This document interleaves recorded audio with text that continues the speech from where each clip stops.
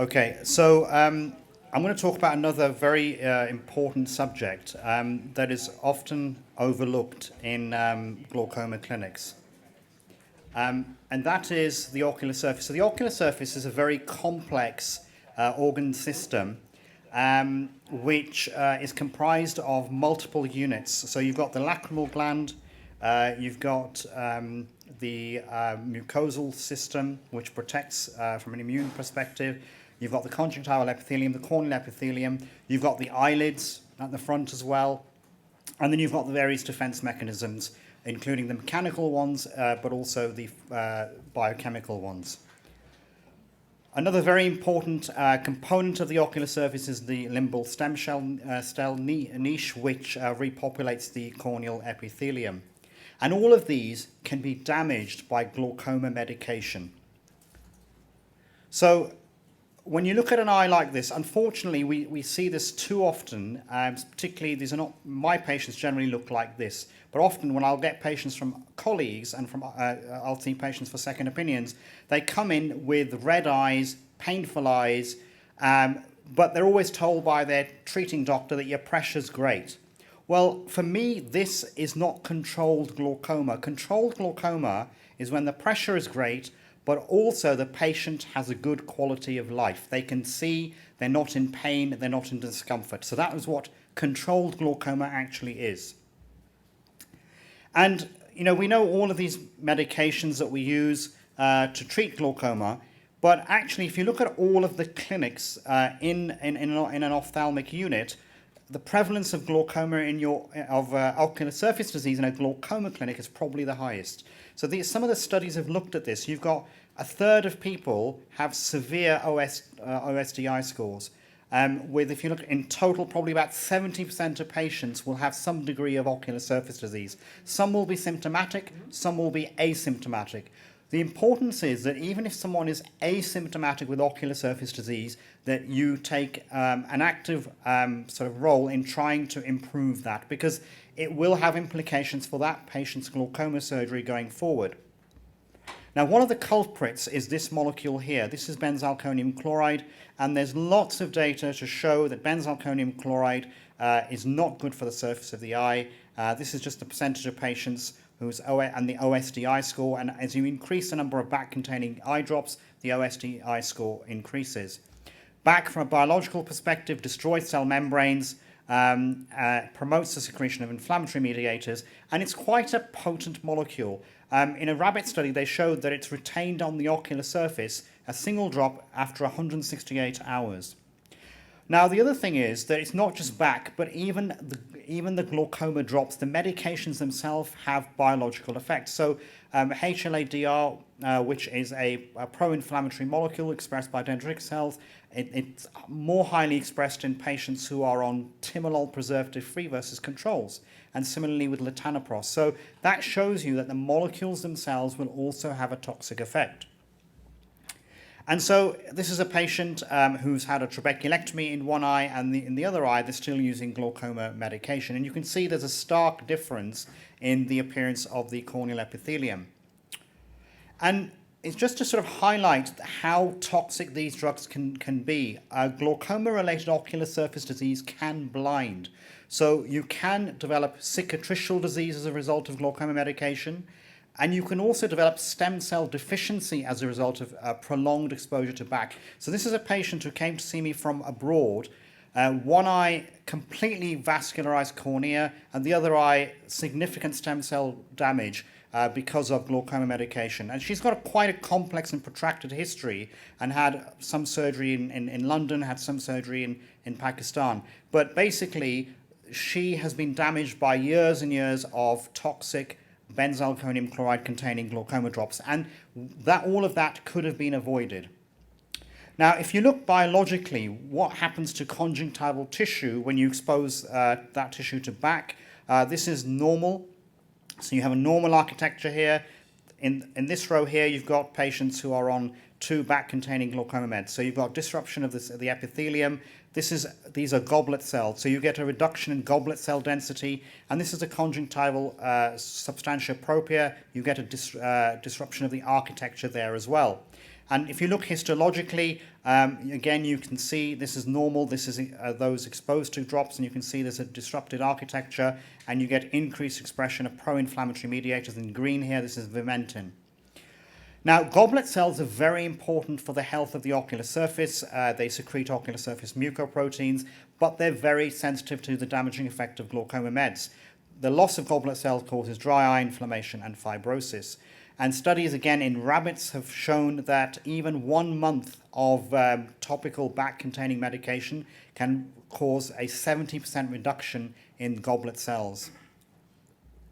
The stroma is also affected. You get fibroblast proliferation and activation, connective tissue deposition, and increased thickness of subepithelial collagen. Now, there isn't very much written about tenons. It's been my clinical observation that prostaglandin analogs particularly cause the tenon tissue to melt away. Now, what is the impact of these medications on surgery? Now, we use the conjunctiva.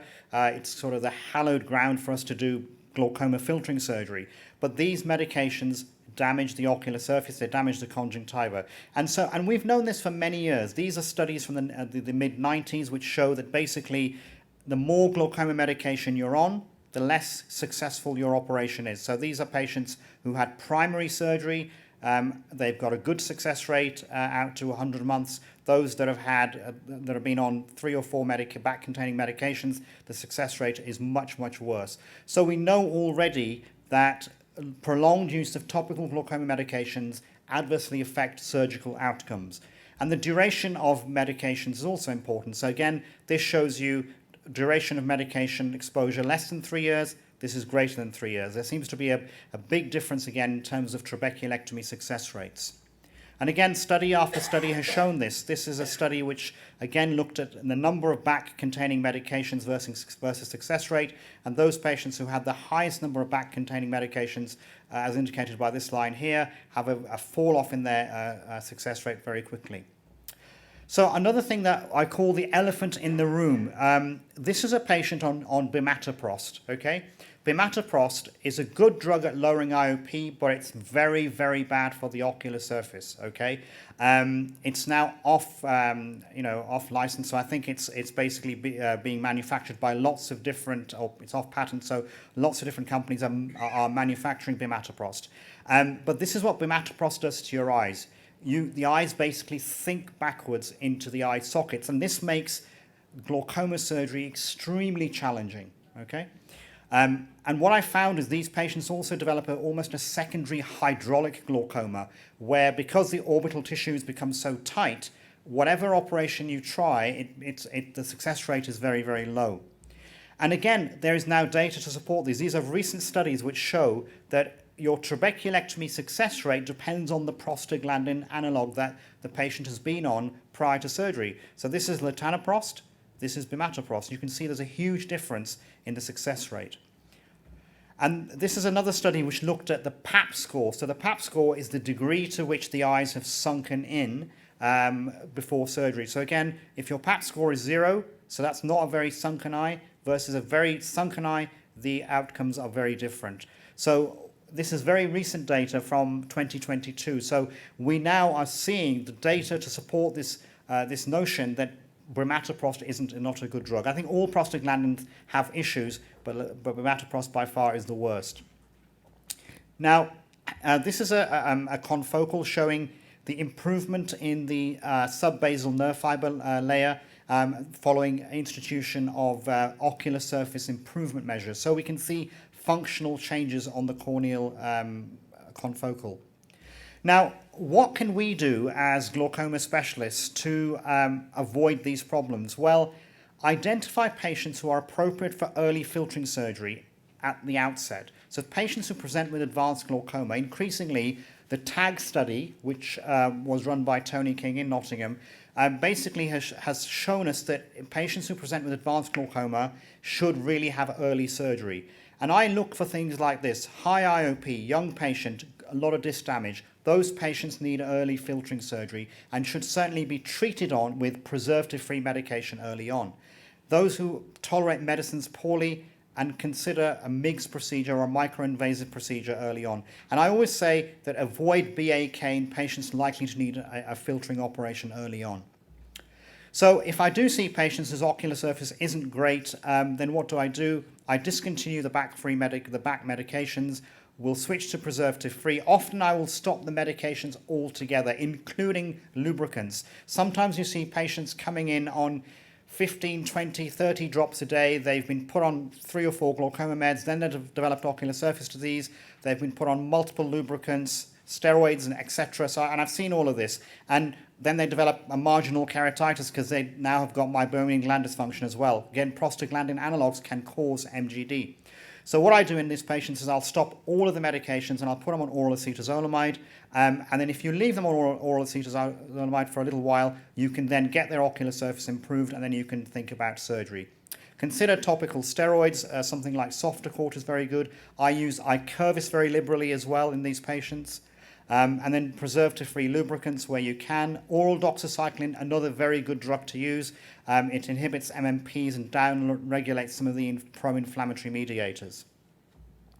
And this is just to show you the use of topical cyclosporin to control OSD in patients with chronic glaucoma-related OSD. And you can see that post-cyclosporin treatment, the Schirmer's test is better, the tear film breakup time is better as well, and the ocular surface disease index scores are also improved. So topical Icurvis is actually quite a good drug to use when you're trying to treat patients with glaucoma-related ocular surface disease. I think the other big advance has been the use of minimally invasive glaucoma surgical procedures. So we know with trabecular microbypass surgery, we can get the aqueous humor back into the canal, and we can get patients off medication, and that helps to improve ocular surface disease. And we have good data now from randomized controlled trials, and the iStent Inject is the first MIGS device which has shown a durable effect on vision-related quality of life. And what they showed in their study was that basically in terms of general vision, ocular pain and driving, ease of driving, patients who had cataract surgery and a stent and therefore were on less medication were more likely to report the fact that they were able to drive or enjoy life in general without problems. And again, significant improvements in OSDI scores, tear film breakup time increased by 49%, and reduced corneal and conjunctival staining and less hyperemia. And these are all reflections of the fact that patients are on less medication. And this just again just shows you what happened. Most of these patients, if you like, were in the severe category, and a lot of them moved across to normal or mild OSD. So likely the primary factor that contributes to the improvement of the ocular surface is the significant reduction in medication. So increasingly, if a patient is due to undergo cataract surgery, they're on medications for glaucoma, I always now say you should consider a MIGS procedure, whether it's an iStent or a Hydrus or something like that, to help the patient reduce their medication load. We now have evidence as well, as I've said earlier, that patients whose IOP is controlled without medications tend to progress less when you look at data over a number of years. This is a very interesting paper. This was published probably about 5 or 6 years ago by a colleague of mine from Birmingham, and he looked at what the attitudes of glaucoma specialists were on the preoperative management of the ocular surface prior to trabeculectomy. And I have to say the findings were interesting because almost 50% of glaucoma specialists didn't really do much about the ocular surface prior to trabeculectomy unless they thought the patient was symptomatic or the eyes were very red. So some of the sort of key take-homes from this paper, so preoperative optimization of the ocular surface was seen necessary by 48.4% of specialists and beneficial. So necessary, less than 50% of glaucoma, and these are glaucoma specialists. So obviously people who do not specialize in glaucoma and are not going to be operating on these patients, they're even less likely to be concerned. So, but we've known about these things for 25 years. So still, unfortunately, people are not, actioning these things in their clinics. So again, what do I do? Liberal use of preservative-free medications, early use of SLT. I've given you data in my previous talk that SLT is very beneficial in terms of lowering pressure and preventing the need for further filtering surgery. Avoid bimatoprost. Early appropriate surgery. The question I asked you in my earlier talk is -4 on the mean deviation score. Really early glaucoma when you've lost 60% of your ganglion cells. And I think patients who present with high pressure with disc damage, this is surgical disease. You should not be medicating them for a long time, particularly if they're young. You should think about early surgery. So this is just a very short video to show you what happens to the conjunctival tissue when you've been on eye drops for a long time. And this is me trying to do a trabeculectomy on this patient. You can see how thin and diaphanous the conjunctiva here is. There's hardly any tenons left.